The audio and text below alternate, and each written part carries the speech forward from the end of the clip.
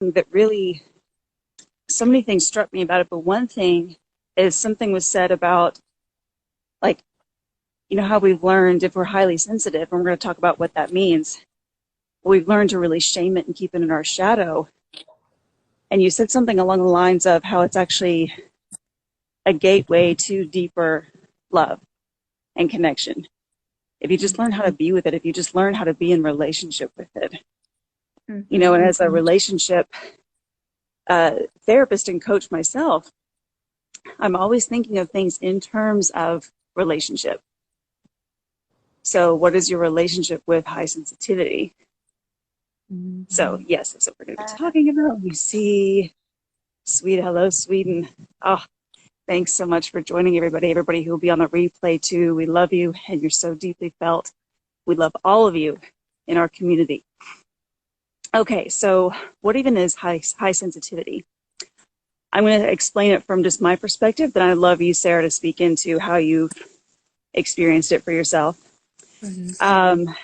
So gosh, this can be anything from if you're empathic, you tend to feel just what other people are feeling easily. You easily pick up on all the energies around you. So when I learned about high sensitivity, my whole life just started to make complete sense. Like, that's it. Because a lot of what you may be feeling may not even be yours. It may be things that you're picking up on from the people around you, your outer environment, that triggers something within you that is in recognition of that emotion, right? But may not have even started with you. So if you're highly sensitive too, physiologically, your blood vessels in the brain that process sensory input are actually larger because they're processing more. So this can also look like, in your environment, you may have sensitivity to a lot of sound or a lot of light or just a lot of stuff. Like if you ever resonate with being overly stimulated, I do a lot. And I can tell over like a particularly, like busy week or something, I can't even have the TV on. My husband's not as highly sensitive. He's very empathic, but not as like highly sensitive as me. And sometimes I have to be like, oh, can we turn that way down, or can we just turn it off? Or hey, I'm going to go hang in the back because I can't have any noise. Right? And this also can go along with if you are spiritually gifted or any of these things. So I'd love, Sarah, for you to speak into like what does highly sensitive mean? How might you know if you're highly sensitive? Yeah, I mean, I think there's a difference kind of between how it feels when you're in a more unhealthy space with it versus healthy. But I would say before it felt like there's just no like separation between like me and the world. Like everything was just like, you just felt maybe more just like overwhelmed by everything and just kind of felt suffocated by the stimulation and people, and like kind of feeling like that you can't get away from it. Like there's not enough space for you. There's not like a clear line of where I am in the world is. But then from more of like a healthy space with it, it's such a gift because it feels like you're becoming more influential of your environment and helping others open up to their own sensitivity and emotions. And it seems like you kind of bring this vulnerability and authenticity to whoever you're interacting with. So it's more like you're not feeling suffocated, you're connecting deeply, but it's not like I feel like I'm being overpowered kind of way.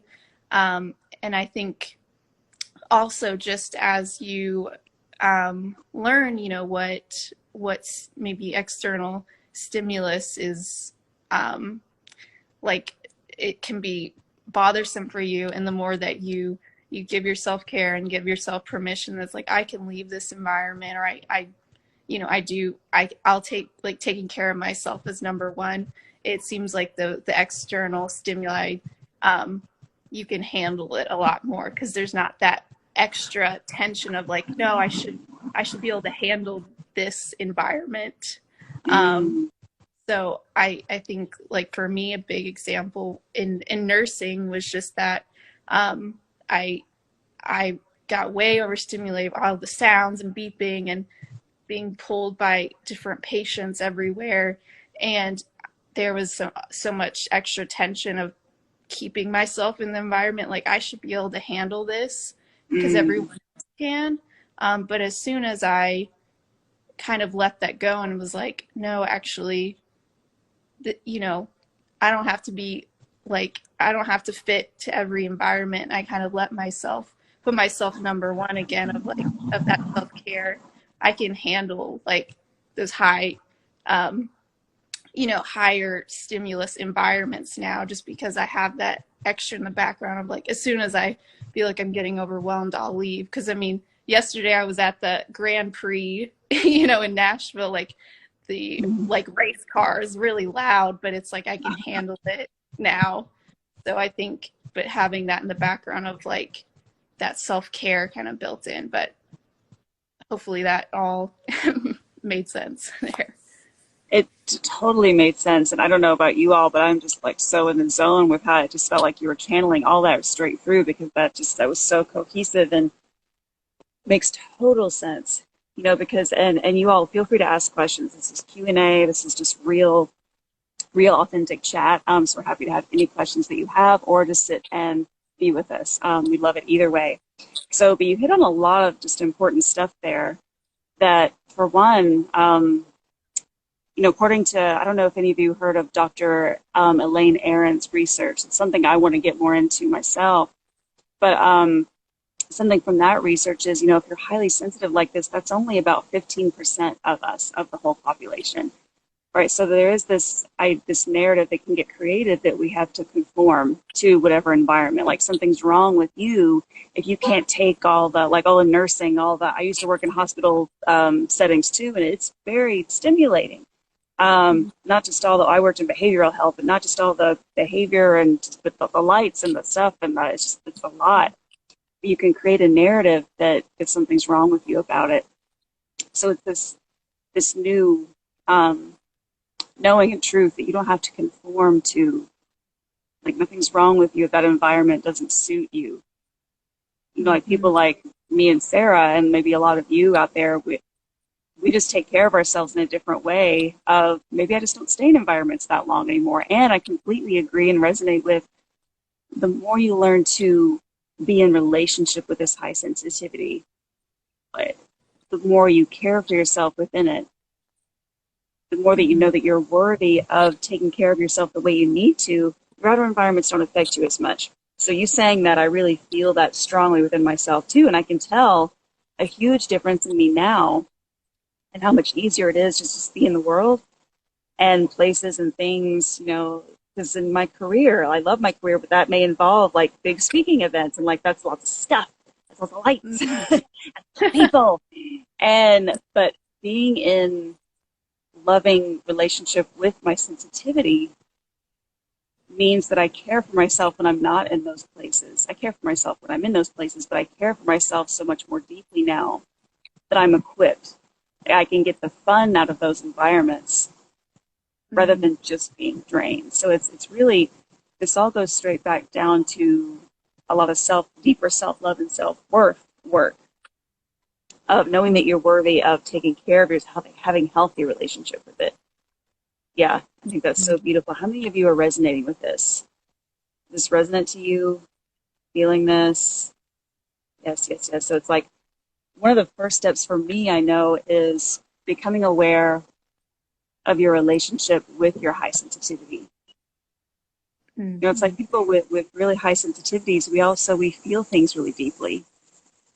Again, when I discovered that for myself, that just made everything in my life make sense. I guess we feel the hurts, we feel more deeply. The pain, we feel more deeply. We feel joy more deeply. It's not just the hurts and all the hard stuff, but we have capacity for just some of the greatest joy that's available to us as humans. Yeah, so I'd love for you to speak into what this can look like in relationships in terms of when you start to embrace your high sensitivity and have loving relationship with it, what becomes available in relationships? Yeah, I mean, I think another way of reframing the high sensitivity, if you think of feminine energy as emotion, you know, I think that you could kind of look at high sensitivity in that way because it's like you're feeling emotions and metaphysical energy and everything, if you're empathic. So I think if you're, yeah, looking at it, it can be, it's like your feminine energy and like leaning more into that. I feel like it's just things get magnetized to you more and things become Mhm. easier. um like, and it feels better too, like not having to be in my kind of mind masculine kind of energy and having to work really hard at everything. So I think it's like the more you lean into the sensitivity, Mhm. where you say your emotions and you're connecting deeply with people, um, you just become this loving space that people want to be around because most of the world is really masculine mind based. So you just become this oasis for people. So it's, Mhm.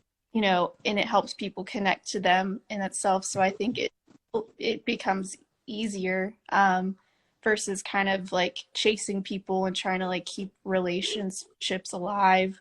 But just you embracing that more, it's like people want to be around you, and then you're so much in your strength of like kind of in your sensitivity and intuition that you can see more clearly, oh, this is someone I feel good with around, or this is someone I don't feel so good around, so you can distinguish it more. So it's like connects you into your wisdom and connects you into your magnetism, the more you embrace it.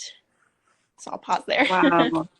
Wow, that's so good. Because I'm having like brain lightning right now because like I just something just occurred to me about me. So I'm gonna talk about that. But like, but I love what you're saying there. It makes so much sense that this is, the emotion part. We're not talking about gender, we're just talking about their energy, right? So the emotion, like you just are more in that flow, which you invite more people to be in that space, less in their head, to become this oasis, this invitation for people to be more in that space. I wonder Mhm. if you can speak into this. So it just occurred to me as you were talking, like, oh my gosh, when you said magnetism, and I wonder if any of you have had these same experiences. Since a kid, I was a really sensitive kid, but I've always known that I was very magnetic. Like people always wanted to be in my space. Before I knew how to care for myself, boundaries weren't something really internalized. I wasn't taught, these healthy boundaries that I know and embody now, but I would find that I would unknowingly allow them to be too close and have ended up in some scary situations because of it. Like I'd be magnetic, magnetic, flow, flow, I'm Liz, la la la la la. And then all of a sudden I was either crowded or at some points, because I had a stalker at one point, Mhm. years ago, but really allowed some things into my space. I didn't know what to do with it at that point because I didn't know how to be in my sensitivity with boundaries. Does that make sense? Oh yeah, I think Yeah. same. I had someone stalk me too before, um, Mm, but I was in a completely different space. Like you said, just had no idea. I think at that point too, I was resistant to my sensitivity as well. So I think I was is kind of putting out a weird vibe of anyways of resistance, and so maybe that's probably one mm, reason why that was mm, happening. Um, but I dang. but I think but like you said, you it was they got close, but then you weren't feeling good, so that's goes into that, um, embracing that too, of being able to respond and be like, this isn't feeling good. I need that distance, that self care again. So it is all part Mm, of it, but it is kind of like the mind kicks in and it's like, no, even though I'm feeling bad, like stay in the Yeah. situation. So, but if you're like really in it, and it's hard, because it's the survival parts that pop on. But it's like, but if you are coming back to the just how do I feel right now with this person, then Mm. that's all you need to know, wisdom wise. And but yeah, and I would say the more I've embraced it and the more self care, it's just I don't bring in like the creepy people anymore. So, Yeah. because Yeah. And I like wonder how. oh, go ahead. Yeah. No, you go. Yeah, you go. Yeah, because I'm it's like kind of formulating this right now, but it's because I could see how it's like if it's the self I'm not um in that self care, taking care of myself, it's like I'm Mm. myself be invaded in some way, and so maybe that's why it's like that's being mirrored out. So that's Yes. Well, kind that's of actually what I was, I know people are resonating with this good. Yeah. If you just popped on, feel free. We're taking your questions, or you can just be with us in the space. Um, that's exactly kind of what I was thinking just then, because a lot of what even I talk about in terms of relationships is that you're um, bringing in just the energetics of the universe, and we're always just being mirrored to, right? So, and a big part of my message, which I'm going to bring in here, is that not to create a narrative of shame around that. If yeah. you draw a creepy person, ah, we the brain wants to create a narrative around that and a story about what that means about you.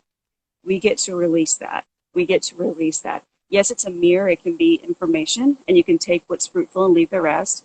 But what you just said just then, Sarah, is really resonant. That it's at the time where I attracted this person who ended up being a stalker for a number of years. Actually, after that, I didn't know myself at all. So I'm sure if I went back to look at instances, I'm sure I was hanging out with him during times where I didn't really want to. I needed alone time, wasn't giving it to myself. So I wasn't protecting my space at all in a way that I know how to do now. Because I don't draw that energy at this point in my life either. Like not now. Again, for all of you watching, like that, this is nothing about you being good or bad. Like that's a narrative created by the mind to try to categorize. This has nothing to do with you're not defective, you're not anything, you're not blah, you're not that. It's nope, nope, nope.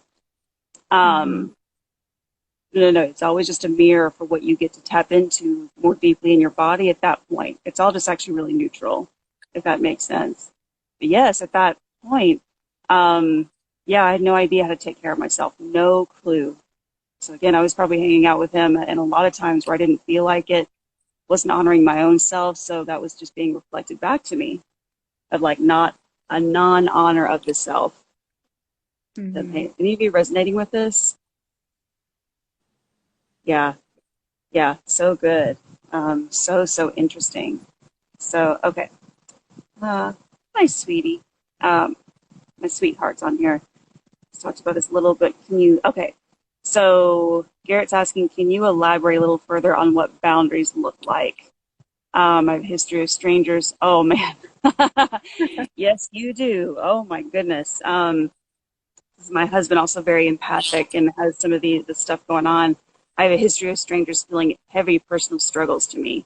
Um, Sarah, anything that you have on that? Just more on boundaries and like having people just unload all the things on you.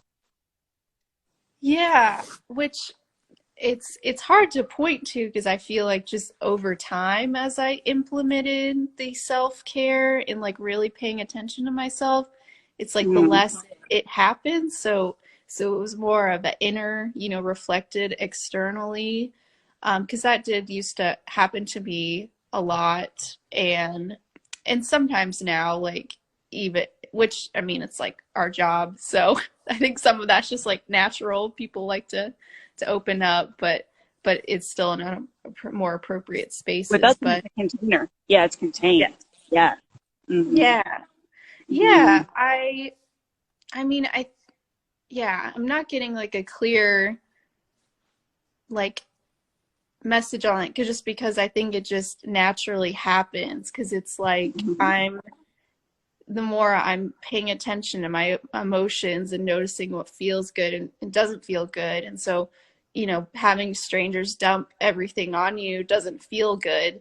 And so, like, when you notice that versus maybe, because I would think, I think for me, like, I would maybe let it keep happening in some way, or there's a part of me in a wounded space. I was getting fulfillment out of that, which is, Mhm.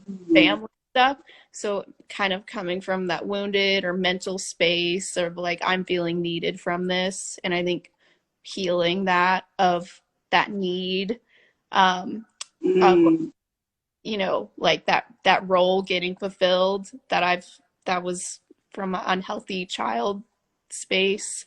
I think working Mhm. that's what maybe ultimately kind of stopped that, from happening as much externally.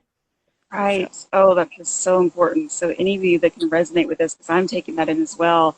If you can, so the question is, what about boundaries? And when you are empathic, you are highly sensitive, but that what that translates into a lot of times is when people dump like strangers at the market or something, want to tell you their whole life story.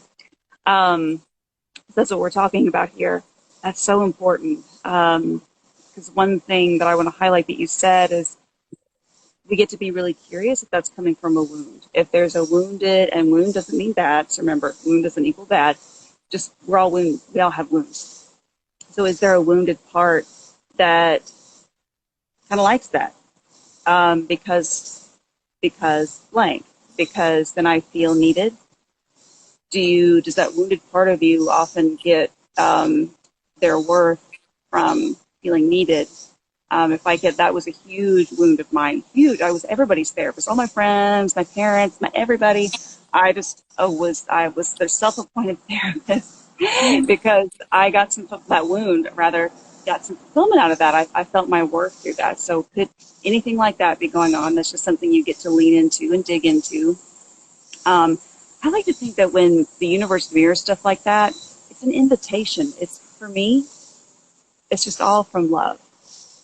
mhm. Wounds want to come up to heal. That's our natural leaning, is to lean toward healing, right? So the universe mirroring something to you, you can take this perspective if it feels good, but look at that as, this is a loving invitation. Your wound wants to speak, and sometimes we need a mirror, like kind of like bashed up against our head to know, oh, what's okay, what part of me is wanting to come up for healing now? Oh, this part of me that got my worth from blah blah blah.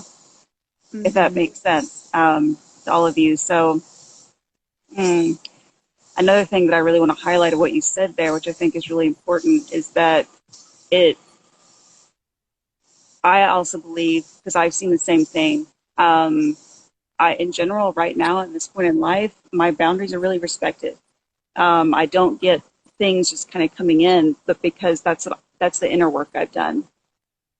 So Mhm. the more you do the inner work of what's your yes and what's your no in your body. I know, Garrett, this is stuff you're working on right now. So if any of you can resonate, um, if it, Sarah said in the very beginning, you don't kind of know where the world ends and you start, and like, what's the difference? And am I just everything? I don't know. So the more you come into your own body, start to do the like, what feels like a yes, what feels like a no. Because if you're fuzzy on that, if you don't know, if you're really disembodied in that way, you will get things that are all in your space because you don't know what's a yes and what's a no. So it requires, we get to be patient with this work. We get to go slowly with this work. The slower you go, the faster you heal. That's the thing. And getting to know your own body and what feels like a yes, what feels like a no, and then taking further steps of honoring, okay, when things feel like actual no's, what am I doing to protect my body, right? So it's been a lot easier for me over the years just to be in the practice of if I don't feel okay or aligned or safe or whatever, engaging in a conversation just out in public, I'll just say bye or just walk away. And it's become a lot easier over time, but that's how I'm protecting my space. I'm not calling anybody bad or wrong. Um, I'm just saying, well, nope, not for me. I'm walking away. Um, and it's not a selfish thing. That's a way that you protect your energy. Mm-hmm. Okay, so good. So that is that resonant, honey bunny, getting fulfillment. Okay, yep. I felt it come through the channels. Yeah. So how's this feeling to all of you? Just resonating? Any more questions or just insights or anything that you want to drop? Or yeah, this is really really good stuff. Um, okay, I don't think I see any more comments. Sarah, any last things that you that just want to come through about high sensitivity and how it can actually be your gateway to the deepest relationships possible? Yeah, I mean, I think it on one level, I mean, definitely really serves me just because with new relationships and stuff, I feel like the unhealed parts or this shadow self little things pop up sooner. I can see it more just because I feel the emotional little shifts and stuff. So maybe I it happens, I guess, maybe sooner it seems like than for my friends. Like it maybe seems like they have to be like months or years into um relationships, whatever it may look like, for the patterns for them to notice the patterns popping up. And I feel like for Mm-hmm.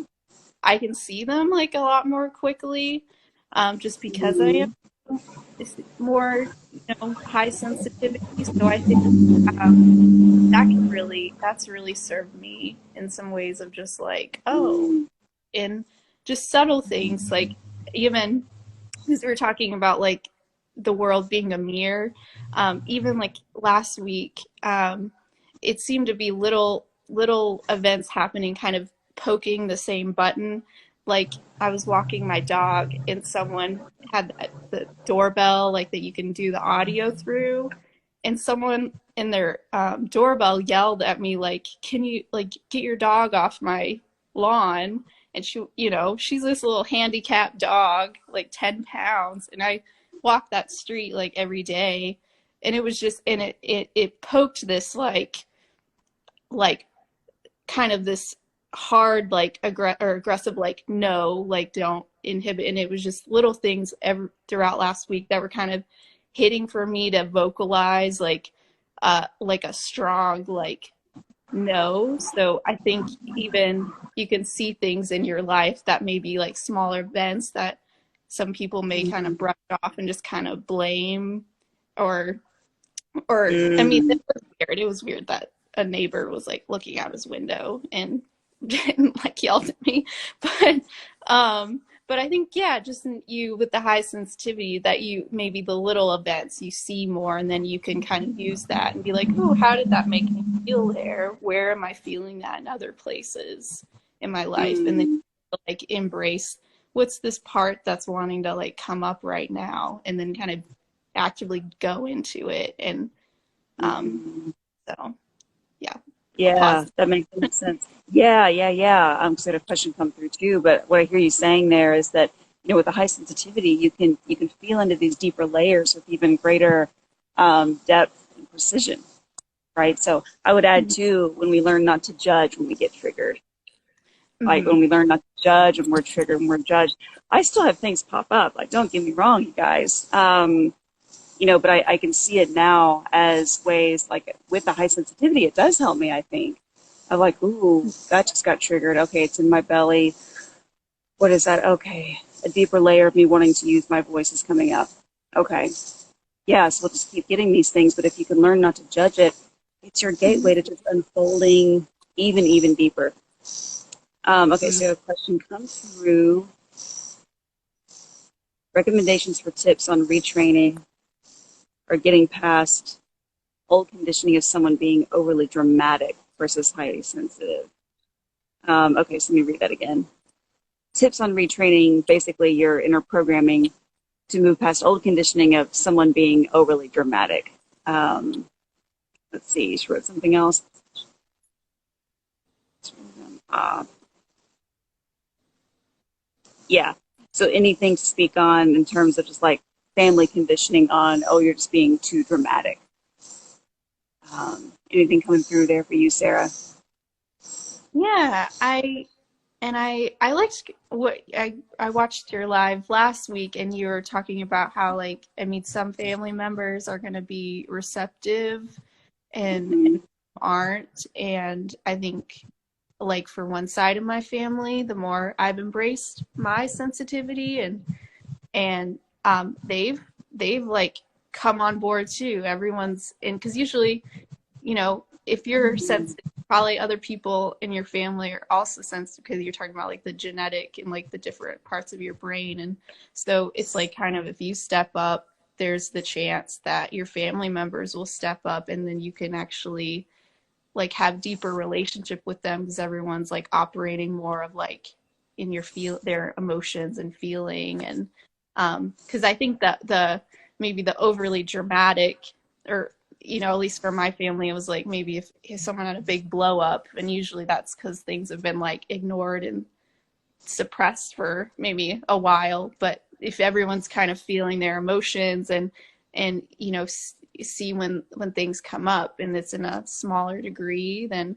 you can work with it. But then on the other side, some of my family members, they're not they're not changing at all. And that's kind of where I, my boundaries too, because it's, seeing that it's not going to be safe for me to be, more emotional and be like, and express myself more there, like, that I probably am going to get shut down more. And then kind of working from there, what is the relationship? Is it worth it? Like, how do I want to move in this way? What feels okay to me? So I think it just depends, like, because either way, if you change, it gives opportunity for people to also and embrace it. So. Mm-hmm. Absolutely. And that brings up, my mom, if she's even still on here, she probably is, but I tell you guys about our relationship, and that we basically went through that. There's a lot of my family that I do have boundaries with now, that just don't feel safe, or aligned for me to be in. So I just don't. But when you do start to embrace yourself more, that is an invitation for everybody. Now, whether they take that opportunity, that's their sovereign choice they get to make. It did create pathways for deeper conversations between my mom and me.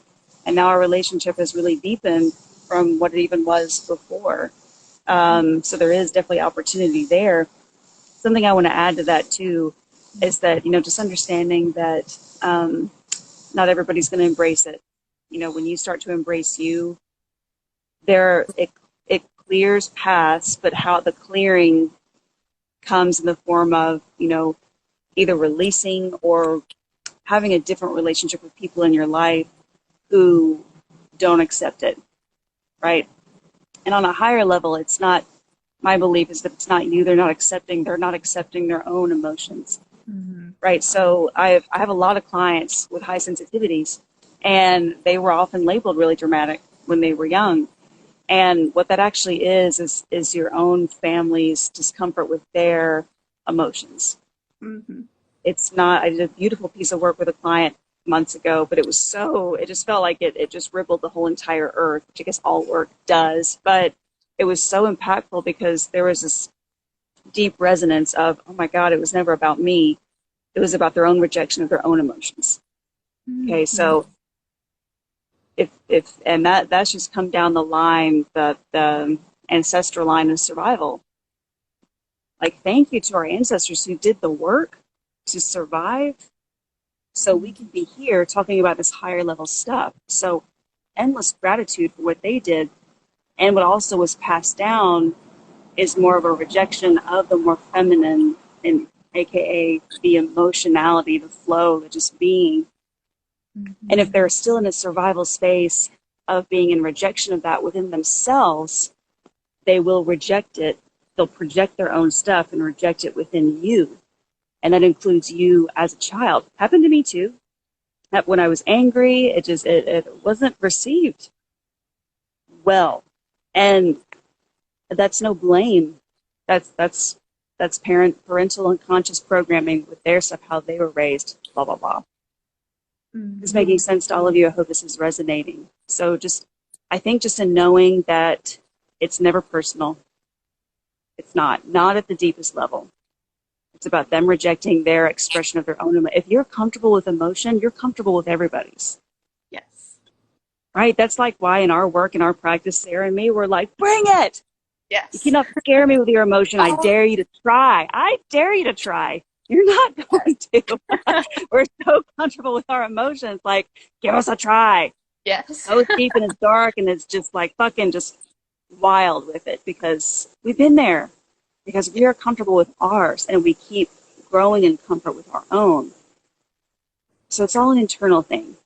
So if you were ever called dramatic or your emotions, your sensitivities are too much, too this, too that, Mm-hmm. what you're actually experiencing is a projection of their own discomforts, which you just mirrored back to them. Okay? Mm-hmm. You just mirrored their own emotion and they reacted to it. That's Mm-hmm. making sense. So I think just the first part, just becoming aware of those programmings and knowing that it's not personal. And then doing the work, and this takes patience, it takes time. We get to fall in love with the journey. We get to fall in love. This is not going to happen overnight. We get to just do the inner work of accepting it within ourselves. Mm-hmm. Knowing that it's not dramatic, you're highly sensitive. Like making that what ways can you make that a celebration? What ways can you make that an amazing thing? What ways can you just love on your sensitivities and everything about you? So it takes time. And then, I'll go back to what Sarah mentioned about boundaries. If there are people in your life who are not accepting of this, there's no wrong way to do this, but you get to choose how you navigate that with family or whoever it is. You can have a conversation. You can say, hey, when you call me dramatic, that's no longer okay with me. Mm-hmm. You can do that. You can walk away. You can do something else. And if it continues, then you get to make another decision from there. I know I'm not going to stay around people who call me dramatic. Depending on the relationship, I may have a conversation first. Depending on the relationship, I may not. There's no wrong way to navigate. Right? I just made a post about self-trust. You get to rely on your own discernment, get support from others, but then discern how you want to move within this. Yes, let me see if there's other questions. I'm learning to articulate my thoughts and feelings, expressing to others what it is that triggers me, that they dismiss, ignore. Yeah, so exactly what we're talking about, right? Thanks for presencing that. Let's see.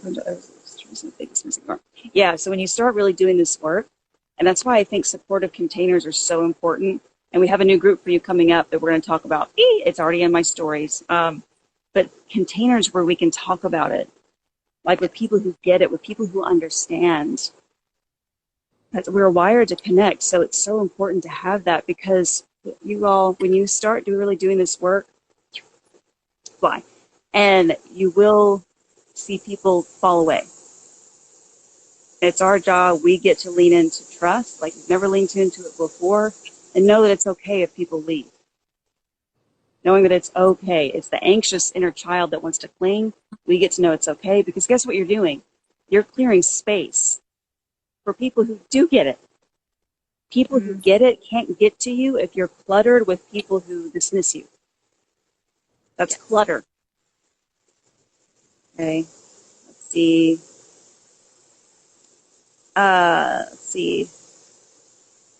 Reading some comments here. Tumilola, I'm not sure if I'm saying it. Forgive me if I'm pronouncing that incorrectly, but let me know if that answered your question, because that's literally what we just talked about. I hope that served well and answered your question about how to deal with such people who ignore or dismiss you. Boundaries. This whole life has been about learning to protect your space, right? Learning what feels like a yes and what feels like a no in your body. Mm-hmm. Boundaries. You can have a conversation. You can choose not to have a conversation. I believe when my mom and I started having conversations years ago that were more real, I'm pretty sure I had some boundaries. I'm pretty sure I said something along the lines of, hey, this is no longer okay. Can you agree to that? Right. And my memory is like I have no idea the content, but based on where we are now, I'm sure she was like, yeah. Mm-hmm. Okay. Okay, good. Just reading through some comments here real quick, make sure we're not missing anything. Okay, wonderful. So we're going to start to slowly wrap this. This has been so amazing, you all. This is always posted, and the replay is always posted on my feed, so you can come back and watch it. Or if you're watching the replay, we love you. We do have a new group for this coming out. We're so excited about this. It's twice a month, and all the details are in the link in my bio. All the details are also in my story highlights right now, so you can go up and look. Led by our Sarah here, because this is her zone of genius and her specialty. But it's for highly sensitive folks. It's all gender. All gender is welcome here. For highly sensitive folks who want deeper relationships.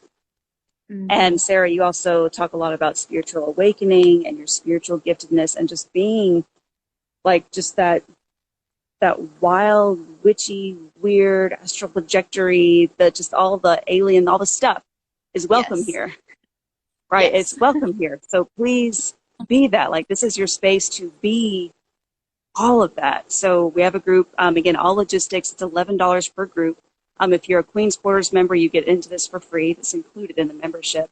So just look at our story highlights, link in bio. The first group is August 17th, which is a Tuesday for Central U.S. time at 5:30. We tried to make groups twice a month that everybody in the world could attend at least one a month. So that's there for you. Oh, sweet. Yay. Thanks for coming. So good. If you're watching the replay, oh, thank you. I'm so glad. I'm so glad it's helpful. Yeah, we are so all about being open. What's interesting is that, we also have boundaries. We're not sharing with you all our just deepest, but you don't have to be open and fucking just raw and real and authentic. Right. So we love walking with people through this exact thing, because I'm hoping that you can feel that, that you can feel just our realness and our rawness, but that also that comes from a place of not giving it all, if that makes sense. We get to have our own sacred spaces of things that are just for us, but we don't love you any less, and we want to. Our deepest hope is being authentic with all of you and super real, and we have more exciting things to come. So just hang on. So much exciting shit is about to happen. But it's starting with this group. So go take a look at it. We love you so much. Sarah, anything last little nugget that you have or want to say?